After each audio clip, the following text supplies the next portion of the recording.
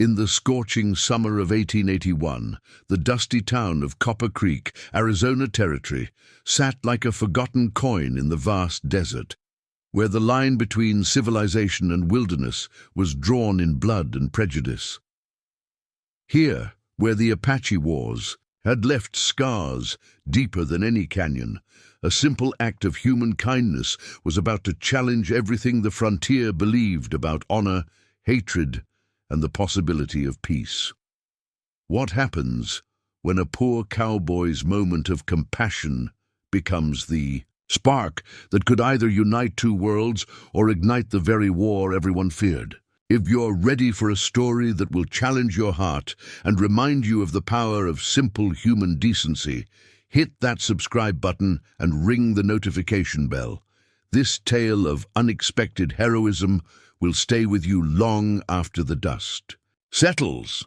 The Arizona sun beat down mercilessly on Copper Creek's main street, turning the dusty ground into a furnace. Tom McKenna led his weary horse down the street, his worn boots kicking up small clouds of dirt. At 28, he looked older. The frontier aged a man quickly.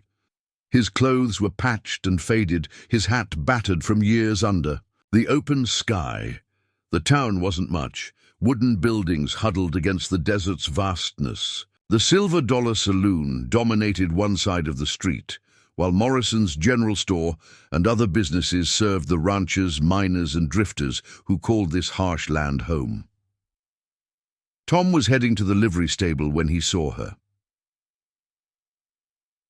The Apache Woman sat in meager shade beside Morrison's store, her back against the wall, dark eyes closed against the brutal sun. She was young, perhaps 25, with high cheekbones and strong features. Her traditional dress was dusty from travel, and Tom could see exhaustion in how she held herself. What struck him was how alone she looked. In a town where Apache raids were fresh in everyone's memory, this woman sat as if invisible. The few townspeople gave her wide berth, their faces showing fear and hostility. Tom noticed her cracked lips, shallow breathing. She was suffering from heat exhaustion.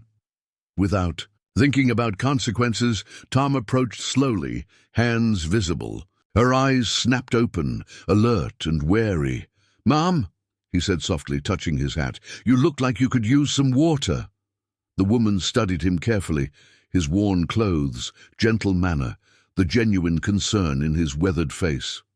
She didn't speak, but Tom saw the wariness of someone who'd experienced too much cruelty. Tom slowly reached for his canteen, a battered container holding what little water he had left. Maybe enough for 2 swallows, but she clearly needed it more. "Here," he said, extending the canteen. "It's clean." For a moment, neither moved. The woman stared at the offered canteen as if it were a trap, while Tom waited patiently. Finally, she took it, her fingers briefly brushing his. She drank carefully, taking only what she needed before offering it back. "Keep it," Tom said with a slight smile. "I can get more at the well." Her eyes widened at his generosity. "Thank you," she said softly. "What the hell do you think you're doing, McKenna?" Tom turned to see Jake Morrison in his store doorway. Jake was big, in his 30s, with the soft build of easy living and mean disposition. Behind him, several men had gathered, just offering water to a lady in need, Tom replied calmly. "Lady?" Jake spat. "That's a damn Apache, probably scouting for warriors." The commotion drew attention from the Silver Dollar. Men emerged, drinks in hand, eager for entertainment. Among them was Bull Garrett, the town's self-appointed enforcer, massive, with scarred knuckles and a violent reputation. McKenna's socializing with savages, Bull called out. "Maybe he's forgotten the Patterson family massacre." A murmur ran through the growing crowd. The Patterson massacre was still fresh, a family found dead, their cabin burned. The Apache had been blamed. Tom felt the Apache woman tense. He saw pain flash in her eyes when Bull mentioned the Pattersons. "The Patterson family," Tom said, slowly. "You knew them." The woman's slight nod confirmed his suspicion. I tried to warn them, she said quietly, but I was too late. You hear that? Jake shouted. She admits she knew about the attack. The crowd's mood shifted dangerously. Tom saw hands moving toward gun belts. The Apache woman stood slowly, dignity intact despite fear in her eyes. She said she tried to warn them, Tom said, stepping slightly in front of her. That doesn't make her guilty. Get out of the way, McKenna, Bull growled, pushing through the crowd. It concerns me when I see grown men threatening a woman who's done nothing wrong, Tom replied, his hand moving to his Colt 45. You willing to die for a savage, cowboy? Tom looked around at hostile faces, then back at the woman. I'm willing to die for what's right. The standoff might have turned deadly, but a new voice interrupted, old and cracked with age, but carrying authority that made everyone turn. Enough. Tati. Crowd parted to reveal an elderly Apache man walking slowly down the street. He was small and bent with age, his long grey hair braided with feathers and beads. Tom had heard of this man, Joseph Crow Feather, the medicine man. The old man's presence changed everything. Even Bull Garrett stepped back, unwilling to risk harming a medicine man. Crow Feather approached slowly, his ancient eyes taking in the scene. When his gaze settled on Tom, the cowboy felt as if those dark eyes were looking straight through to his soul. You are the one called McKenna, the old man said. Yes, sir, Tom replied respectfully. Crow Feather turned to the Apache woman. They spoke briefly in their native language. She tells me you offered water to a stranger, knowing it would bring trouble, the medicine man said. It was the right thing to do, Tom said simply. The right thing, yes, but rare among your people. Crow Feather studied Tom carefully. This woman is called Shizjeye, Little Bird. She is my granddaughter, and she has done nothing but try to prevent bloodshed between our peoples. Your granddaughter? Jake Morrison stepped forward. Then she's the one passing information to the army. My granddaughter believes peace is possible, Crow Feather said. She has risked much to prevent unnecessary death on both sides, including trying to warn the Patterson family, Tom said. Yes, but she arrived too late. The raiders, renegades not of our band, had already struck. Bull Garrett spat in the dust. How do we know you're not protecting a spy? Crow Feather's eyes flashed with anger. Because my granddaughter's own brother was killed trying to stop those same renegades. She has paid a higher price for peace than any of you. The revelation hit the crowd like a physical blow. Little Bird had lost family trying to prevent the very attacks they blamed her people for.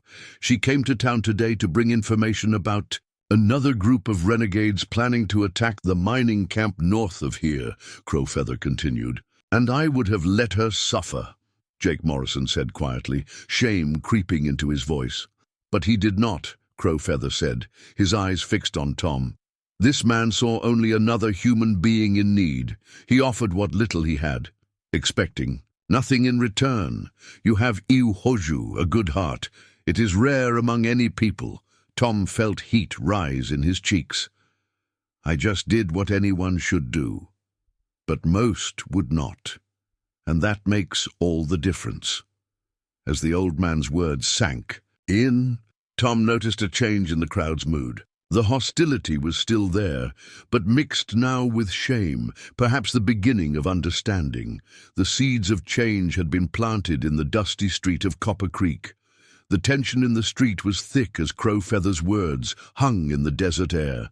Tom could feel dozens of eyes upon him, some hostile, others curious, and a few showing the first glimmers of respect. Little Bird stepped forward, her voice clear despite her earlier exhaustion. Grandfather speaks truth, but there is more you must know. She looked directly at Bull Garrett.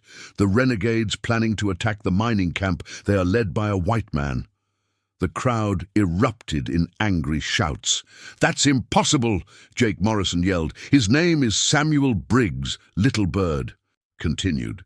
He sells weapons to renegades from many tribes, then guides them to targets where he knows they will find gold, silver, or other valuables. Tom's blood ran cold. He'd heard that name whispered in saloons. Samuel Briggs was rumored to be a gun. "Runner, you're lying," Bull Garrett snarled, but uncertainty crept into his voice. Crow Feather stepped forward. "My granddaughter does not lie. We have been tracking this man for months. He is responsible for most attacks blamed on Apache bands." Sheriff Wade Collins, who had been watching from his office doorway, finally stepped into the street. Collins was a fair man in his 50s, with graying hair and steady demeanor. "That's a serious accusation," Collins said. "Do you have proof?" Little Bird reached into a pouch and withdrew a carefully folded paper. "This letter we found at the last raid site. It fell from one of the renegades' pockets when my brother tried to stop them." She handed the paper to Collins, who read with growing grimness. "This is a list of targets, mining camps, isolated ranches, smaller settlements, written in English." "Let me see that," Bull demanded, snatching the paper. As he read, his face went pale. "The Morrison Ranch is on this list, and the Patterson Homestead." Shocked silence fell over the crowd. Jake Morrison stepped forward, fear replacing hostility. "My family's ranch, but we've never had trouble with the Apache, because the Apache are not your enemy," Crow Feather said quietly. "This man, Briggs, uses the hatred between our peoples to hide his crimes. When settlers are killed, you blame the Apache. When Apache are killed, we blame the whites. Meanwhile, he grows rich from both." Tom felt anger surge at the calculated cruelty. "How long has this been going on?" "At least 2 years," Little Bird replied. "My brother discovered the truth when he followed renegades after a raid. He saw them meet with a white man who paid them in gold and weapons." "And when he tried to stop them?" Tom asked. "They killed him," she said simply, pain beneath her calm words. The crowd began understanding the full scope of what they were hearing. For years, they'd lived in fear of Apache raids. Now they learned much of that fear had been manufactured by one man's greed. "If this is true," Sheriff Collins said slowly, "we've been fighting the wrong enemy." "It is true," Crow Feather confirmed. "And now, this Briggs plans to attack the mining camp at Silver Creek. 20 men work there with families. If the attack succeeds, he will take the silver and disappear, leaving the Apache to face the army's vengeance." Tom's mind raced.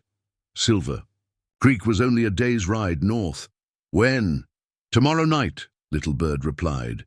"When the moon is dark." Sheriff Collins looked around at the crowd. "Then we have to warn them. Get word to Fort Verde." "The fort is 3 days' ride," Bull pointed out. "Even if we sent a rider now, they wouldn't arrive in time." "Then we go ourselves," Tom said, surprising everyone, including himself. "We can't let those people die." "We?" Bull laughed harshly. "You planning to take on armed renegades with that old pistol?" "I'm planning to do what's right, and you will not go alone," Crow Feather said with quiet authority. "If this Briggs is to be stopped, Apache and white man must work together." The old medicine man addressed the crowd. "For too long, we have been enemies, fighting over scraps while the real enemy grows fat on our hatred. Today, one man showed us a different way. Will others follow his example?" The silence stretched out. Tom could see internal struggle on many faces. Years of hatred, warring with growing realization that they'd been manipulated. Finally, Jake Morrison stepped forward. "My family's ranch is on that list. If this Briggs is really behind the attacks..." He looked at Little Bird with shame. "I owe you an apology, miss, and my thanks." One by one, other men stepped forward. Not all. Some were too set in hatred, but enough to make a difference. Even Bull Garrett grudgingly nodded agreement. "If we're doing this, we need a plan," Sheriff Collins said. "The mining camp has maybe 20 men, but they're not fighters." "How many can we muster?" Tom asked. Collins looked around. Maybe 15, not great odds against professional killers. You forget, Crowfeather said with a slight smile. You will not fight alone. My granddaughter knows where Briggs plans to strike. With Apache scouts, you can set your own ambush. Little Bird nodded. I know the country around Silver Creek. There are places where a small force could hold off a larger one. And you'd help us, Collins asked, even after how this town treated you. Little Bird looked at Tom, then back at the sheriff. One man showed me kindness when he had no reason to. Perhaps it is time for others to learn that kindness can be stronger than hatred. As the group began planning their desperate mission, Tom found himself beside Little Bird. Why risk your life for people who hate you? She looked out at the endless desert.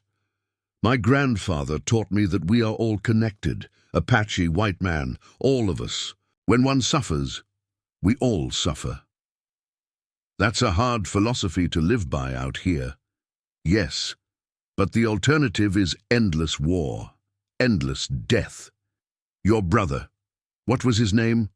Goyawe, he who yawns. You would say Robert. Her voice softened. With memory, he believed our peoples could live in peace. He died for that belief. Then we'll make sure his death wasn't in vain, Tom said firmly.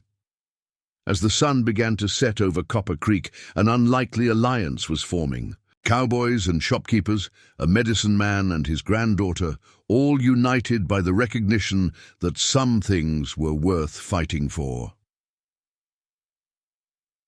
Dawn came early to the Arizona desert, painting the sky in brilliant orange and pink. Tom McKenna stood outside. The Silver Dollar Saloon, checking his gear. His old Colt 45 was clean and loaded, his rifle slung across his shoulder. Around him, the other volunteers made their preparations.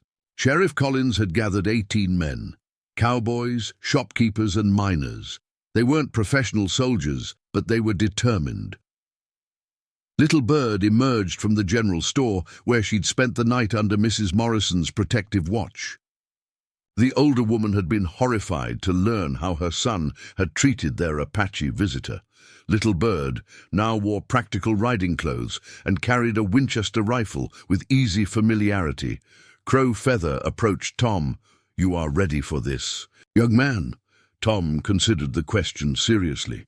I don't know if anyone's ever ready to ride into a fight, but I'm ready to do what's right. The old medicine man nodded approvingly. What you began yesterday has already changed things. My people speak of the white man who offered water to an Apache woman, expecting nothing in return. Sheriff Collins called the group together, spreading a hand-drawn map on a wooden crate. According to Little Bird, Briggs and his gang will approach Silver Creek from the east. They'll hit the camp just after midnight. Little Bird stepped forward, pointing to locations on the map. The camp sits in a valley with steep hills on 3 sides. There is only one good way in or out through Devil's Canyon here. If we can get there first, we can control the high ground. How many men is Briggs bringing? Asked Bull Garrett. My scouts counted at least 20, Little Bird replied. Maybe more. Well armed and experienced. A murmur of concern ran through the group. 20 against 18 weren't impossible odds, but they weren't good ones. There is something else, Crowfeather said. My grandson, Naiche, you would call him Joseph, will meet us at Silver Creek with 5 Apache warriors. They volunteer to fight beside you. The announcement caused a stir. Fighting alongside Apache warriors was something none of them had imagined. I don't know about this, muttered Pete Hawkins, a local rancher. How do we know they won't turn on us? Because they're risking their lives for the same reason we are, Tom said firmly. Sheriff Collins stepped in. We're all on the same side here. Let's keep our focus on the real enemy. As they prepared to ride out, Tom found himself walking beside Little Bird. She was quiet, her face set in concentration. You're worried about something, he observed. She glanced at him, surprised by his perceptiveness. My cousin Joseph. He is young and angry. He lost friends in raids that Briggs orchestrated. I fear he may not control his hatred when he sees white men fighting beside him. What if I talk to him? Man to man before the fighting starts? Little Bird looked at him with surprise. You would risk his anger to try to make peace, she smiled. Then the first genuine smile he'd seen from her. You continue to surprise me, Tom McKenna. The ride to Silver Creek took most of the day, the group moving steadily across harsh desert landscape. The sun beat down mercilessly. As they rode, Tom studied his unlikely companions. Sheriff Collins rode with easy confidence, while Bull Garrett proved to be an excellent tracker. Jake Morrison rode near the back, still struggling with shame. Little Bird was a revelation. She rode like she'd been born in the saddle, her eyes constantly scanning for danger. More than once, she pointed out landmarks the white men had missed. As afternoon wore on, they encountered signs they weren't alone. Little Bird called a halt, dismounting to examine tracks. Apache ponies, she announced. 5 riders, moving fast toward Silver Creek. Your cousin? Tom asked. She nodded. Joseph and his warriors, they are already in position. As they crested a ridge overlooking Silver Creek Valley, the mining camp came into view below. It was a rough collection of tents and wooden shacks clustered around the creek. There, Little Bird pointed to rocks on the eastern rim. My cousin waits. Tom could see them now, 5 Apache warriors positioned among boulders. Sheriff, Tom said, I'd like to ride down and talk to them before we set up positions. Collins nodded. Take Little Bird with you. As Tom and Little Bird rode down into the valley, Tom felt his nervousness growing. They approached the rocks, and a young man emerged from cover. Joseph Naiche was perhaps 25, with the lean build of a natural warrior and eyes that burned with barely controlled fury. His face was painted for war. So, he said in accented but clear English, this is the white man who thinks he can buy Apache loyalty with a cup of water.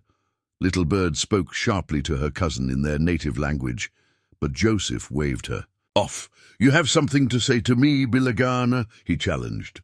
Tom dismounted slowly, keeping his hands visible. I do. I want to thank you for coming to help us stop Briggs. Joseph's eyes narrowed, as if he'd expected threats, not gratitude. I do not fight for you. I fight for my people. I understand that, Tom replied calmly. But tonight, we're fighting for the same thing, to stop innocent people from dying. That makes us allies. Allies, Joseph spat. Your people have never been allies to the Apache. Tom felt the weight of his people's history. You're right. My people have done terrible things to yours. I can't change that. Joseph seemed taken aback by the admission. But, Tom continued, tonight we have a chance to do something different, to show that Apache and white men can fight side by side for what's right. Your grandfather believes it's possible. So does Little Bird. The question is, do you? For a long moment, the 2 men stared at each other across the cultural divide. Finally, Joseph spoke, his voice quieter. You would trust Apache warriors to watch your back in battle? Would you trust a white cowboy to watch yours? Tom countered. Joseph's lips quirked in what might have been the beginning of a smile. You are either very brave or very foolish, Tom McKenna. Probably both, Tom admitted. This time Joseph did smile, and Tom could see some of the anger fade from his eyes. My grandfather speaks well of you. Perhaps tonight we will see if he is right. As the sun set over the Arizona desert, 2 groups of former enemies prepared to fight side by side against a common threat. The alliance was fragile, but it was a beginning. The moon was a thin crescent in the star-filled Arizona sky as Tom McKenna crouched behind a boulder on the western rim of Silver Creek Valley, his rifle ready and his heart pounding. Around him, the volunteers from Copper Creek waited in tense silence, their eyes fixed on Devil's Canyon, where Briggs and his gang would soon appear. Across the valley, Joseph and his Apache warriors maintained their own vigil. The plan was simple, but dangerous. When Briggs's men entered the valley, they would be caught in crossfire. Little Bird lay beside Tom, her Winchester trained on the canyon entrance. In the pale starlight, he could see the tension in her shoulders. This was personal for her. Briggs had killed her brother. "How much longer?" whispered Jake Morrison. "Soon," Little Bird replied softly, as if summoned by her words. A low whistle echoed across the valley, the signal from Joseph's position. Riders were approaching through Devil's Canyon. Tom felt his mouth go dry as he peered into the darkness. Gradually shapes began to emerge, riders moving in single file, their horses' hooves muffled. Even in dim light, Tom could count at least 20 men. At their head rode Samuel Briggs himself. He was a big man, sitting his horse with confidence. Behind him came a mix of white outlaws and Apache renegades, all armed and ready for slaughter. The same gang moved with practiced efficiency, spreading out as they entered the valley. Some headed toward the miners' tents, while others took positions to cut off escape routes. Briggs raised his hand, signaling his men to halt. They were now positioned perfectly in the valley floor, surrounded by high ground. The signal to attack would come from Sheriff Collins. Tom waited, his heart hammering. Then Collins's rifle cracked like thunder and all hell broke loose. The crossfire was devastating. Muzzle flashes lit up both rims as volunteers and Apache warriors opened fire. Simultaneously, Briggs's men, caught completely by surprise, scrambled for whatever cover they could find. "Take cover!" Briggs roared. "We're in a trap!" Tom sighted on one of the renegades and squeezed the trigger. His target spun and fell. Bullets were whining off rocks around him. Beside him, Little Bird was firing with deadly precision, her rifle barking steadily as she picked off targets below. The battle raged for what felt like hours, but was probably only minutes. Briggs's men were experienced fighters, and despite being caught in the open, they quickly organized a defense. "They're trying to retreat," Bull Garrett shouted. Tom could see it too. A group of outlaws was making a desperate dash for Devil's Canyon. But as they reached the canyon mouth, more muzzle flashes erupted from the rocks above. Joseph and his warriors had anticipated the move. The would-be escapees found themselves trapped. Most threw down their weapons and surrendered. In the valley below, Briggs was rallying his remaining men for a final stand. Tom could see the outlaw leader clearly now, his face twisted with rage. "McKenna," Briggs's voice carried across the battlefield, "I know you're up there. This is all your doing." Tom didn't respond, but he could feel the weight of the man's hatred.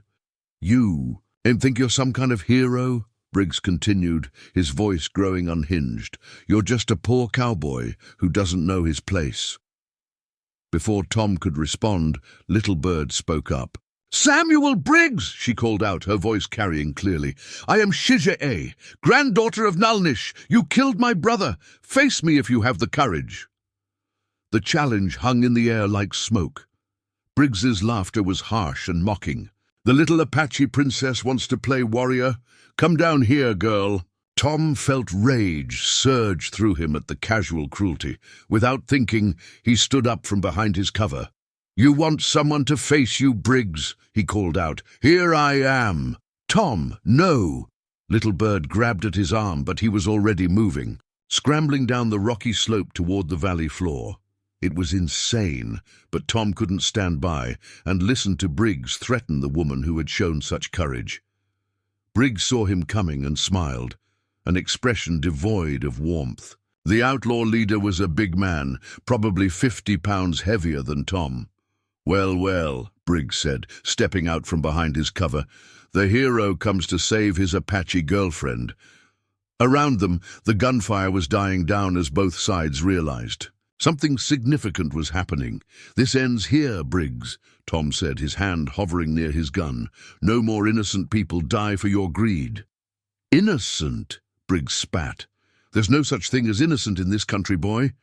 "You're wrong," Tom replied, his voice steady despite the fear coursing through him. "There's also right and wrong." Briggs's hand moved toward his gun, but before he could draw, a new voice cut through the night air. "Bilagana!" Joseph emerged from the rocks, his rifle trained on Briggs. Behind him came the other Apache warriors. At the same time, Sheriff Collins and the other volunteers appeared on the rim above. "You are surrounded," Joseph said, his English clear and precise. "Surrender, and you will live to face trial. Fight, and you will die here." Briggs looked around at the circle of enemies closing in on him. His remaining men were outnumbered and outgunned, but Samuel Briggs had never been smart, just cunning and cruel. With a snarl of rage, he went for his gun. Tom's hand moved with desperate speed, his old Colt .45 clearing leather just as Briggs's weapon came up. For a frozen moment, the two men faced each other across 10 feet of desert sand. The shots came almost simultaneously, two thunderclaps that echoed off the valley walls. Tom felt something burn across his ribs, but he was still standing. Briggs, on the other hand, staggered backward, his gun falling as he clutched at his chest.